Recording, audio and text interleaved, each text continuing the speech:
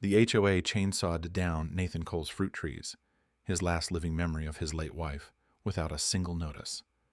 Their president, Marlene, dismissed his outrage with a smirk and a coffee cup, treating it like a petty win. But Nathan wasn't just a grieving homeowner. He was a state land use analyst with the law on his side, and just wait until you hear how he took their prized clubhouse and turned it into something they never saw coming. When Nathan Cole pulled into his driveway that Tuesday afternoon, he knew something was wrong before he even got out of the truck. It wasn't the silence. It was the wrong kind of silence. The kind that doesn't just lack sound, but feels like something's been taken. Normally, his backyard was alive with the gentle rustle of leaves, the chatter of birds, and the hum of bees working through the blossoms. But today, nothing. He stepped out slowly, instinctively glancing toward the backyard that sloped down behind the house. And then he froze. From a distance, it looked like a storm had blown through, but the sky had been clear all week. He walked down the path, the crunch of gravel under his boots the only sound. Halfway across the yard, he dropped his briefcase without realizing it. All 6 trees gone. Where his apricot tree once arched gracefully toward the morning sun, there was only a hacked-up stump and a few torn branches scattered across the grass. The blood orange, the heirloom plum, even the little lemon tree he'd nursed through 2 rough winters, obliterated. Chunks of bark lay splintered across the soil, and the roots had been dug out like weeds. It looked surgical, intentional, but the worst was the plastic sign planted squarely in the middle of the wreckage. Violation cleared by order of Golden Hills HOA enforcement. Just like that. Like it was nothing. Like it was trash pickup. Nathan stood there blinking. For a long moment he didn't move. His breath caught somewhere between a gasp and a choke, and a hollowness settled in his chest that no words could fill. He wasn't just looking at a destroyed garden. He was looking at 10 years of memory erased in a single afternoon. He and his wife, Erin, had planted those trees together during the first spring in the house. She'd drawn the layout by hand, choosing each variety for its color, its scent, its symbolism. Even after she got sick, she would still walk the garden every morning, touching each trunk, naming each bud. After she passed, Nathan kept those trees alive with the kind of care most people reserved for family. They weren't just plants. They were part of her. And now, without warning or notice, someone had come in with chainsaws and taken a piece of her away. Nathan felt the grief rise in his throat, not fresh, but ripped open like a scar that never truly healed. He didn't yell. He didn't cry. He just stood there, stunned, in the middle of the quiet that used to be filled with life. Something inside him shifted that day, quietly, permanently. And from that silence, something fierce began to grow. The next morning, Nathan didn't go to work. He went to war. Dressed in jeans and a flannel shirt still dusted with sawdust from the wreckage in his backyard, he drove straight to the Golden Hills HOA clubhouse. It sat like a little palace at the entrance of the neighborhood, an over-renovated stucco building with Greek columns someone had thought it would make it look upscale. Nathan had walked past it 1,000 times without a second glance, but today it was the source of every unanswered question and all the rage simmering in his chest. He didn't knock. He stood right at the base of the front steps and waited. Through the tinted glass doors, he saw movement. Then the door swung open.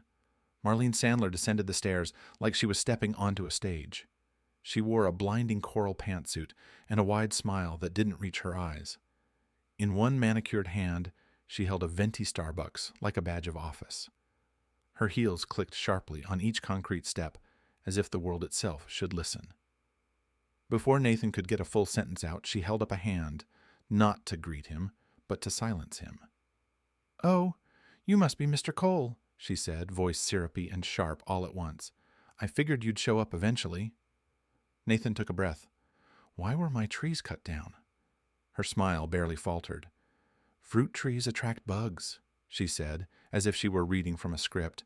"And rodents. You were warned." His eyebrows knit together. "No, I wasn't. I didn't receive a single letter, email, or notice. You can't just send in a crew to destroy private property." Marlene took a long, leisurely sip from her cup and sighed like he was being difficult on purpose. "We posted it on the HOA portal," she replied, "under seasonal maintenance and aesthetic compliance." "It's not our fault if you don't keep up with your homeowner responsibilities." Nathan's jaw tightened. The HOA portal? A clunky website buried behind 3 password screens and last updated in 2019? That was her justification for erasing 10 years of work and memory? "You mean to tell me," he said, voice low, "you posted one notice in a place nobody checks, didn't send anything to my address, and then came onto my property with chainsaws?" At that, she gave a flippant shrug and glanced over his shoulder. Behind her, 2 HOA enforcers were loading a large piece of equipment into the back of a truck stamped with the Golden Hills HOA seal. The men, both in their late 20s, wearing navy polos and smug grins, heaved the stump grinder up the ramp like it was just another day on the job. Neither was licensed. Nathan could tell by their haphazard handling and lack of safety gear. One of them chuckled and said something Nathan didn't catch, but it made the other burst into laughter. Marlene, still looking pleased with herself, tapped her nails on the railing. "Frankly, Mr. Cole," she said, "we've had complaints. Some of the residents on the design board felt your backyard didn't align with the new image of Golden Hills. We're moving toward a more unified aesthetic. Think desert modern minimalism." "Fruit trees just don't fit that vibe." Nathan stared at her. He felt the blood rush in his ears, not from confusion anymore, but from realization. She wasn't just doing her job, she was enjoying this. She liked the power, the performance, the way she could reduce a man's home into a violation with a few keyboard clicks and a rented wood chipper. It wasn't about pests. It wasn't about the trees. It was about control. And in that moment, as Marlene took another smug sip from her cup, Nathan understood something crystal clear. This had never been about policy. It had been personal. She wanted to make an example of him. But she had picked the wrong man. Nathan Cole wasn't a lawyer, but he didn't need to be. For the last 18 years, he'd worked as a senior land use compliance analyst for the California State Planning Office. His job was to review infrastructure permits, assess environmental impact reports, and ensure municipalities followed the letter of state code when it came to zoning, easements, and enforcement authority. In short, he knew what overreach looked like and what the law had to say about it. So, while Marlene Sandler walked around the neighborhood acting like she was the law, Nathan quietly began building a case.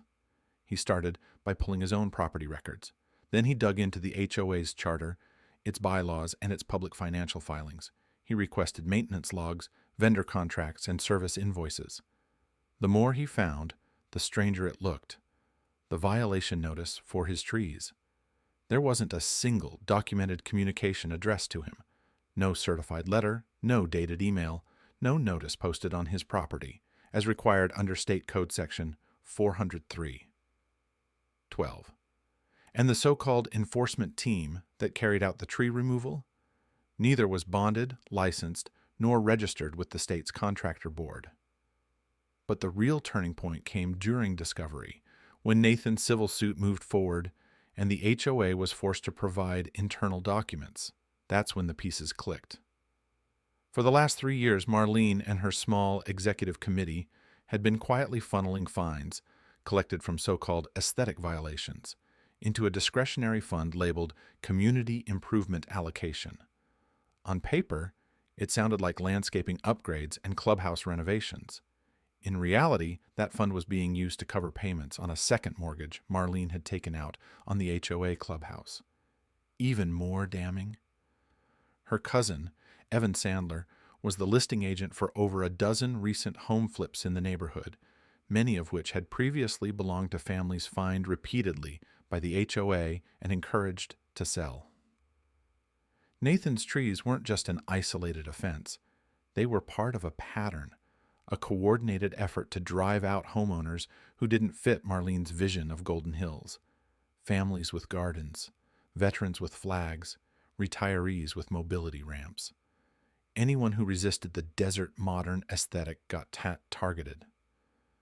And those fines, they weren't about code. They were about profit. With the help of a pro bono legal nonprofit that assisted with HOA abuse cases, Nathan submitted a motion to expand the suit. What started as a claim for property destruction became something much larger: civil fraud, abuse of authority, and financial misconduct. Once the court reviewed the evidence, the response was swift and devastating. An emergency hearing froze all HOA operating accounts. A state judge ordered an independent audit and placed a temporary injunction on all HOA enforcement activity. Marlene and 2 board members were served with subpoenas the following week. For the first time in years, the unchecked power Marlene had wielded so confidently started to crumble. The arrogance in her coral pantsuit meant nothing under oath. Nathan never raised his voice. He never had to. He let the evidence speak for itself, and the law, this time, listened. The court's ruling wasn't just decisive, it was poetic. Golden Hills HOA was ordered to pay full restitution for the destruction of Nathan's trees, along with court costs and additional punitive damages for unauthorized trespass and financial misconduct.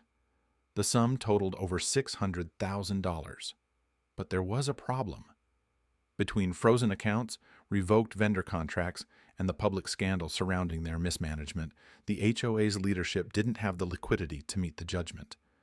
They had only one substantial, unencumbered asset left: the newly remodeled Golden Hills Clubhouse, appraised at just under $480,000, so that became the settlement.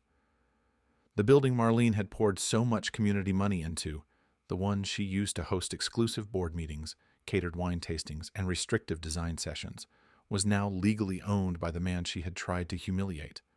But Nathan didn't throw a party. He didn't hang a banner, didn't rub it in, didn't grandstand. He did something better. Within 3 months, the once exclusive clubhouse was reopened under a new name: the Cole Garden Commons. The gates came off. The members-only signs were taken down. The private parking was repaved into accessible spots.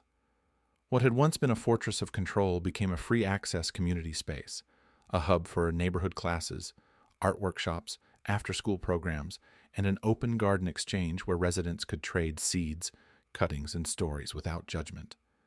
And right in front of the clubhouse steps, where Marlene used to pose for press photos during holiday events, Nathan planted a single sapling, a blood orange, the same variety his wife Erin used to pick from every spring.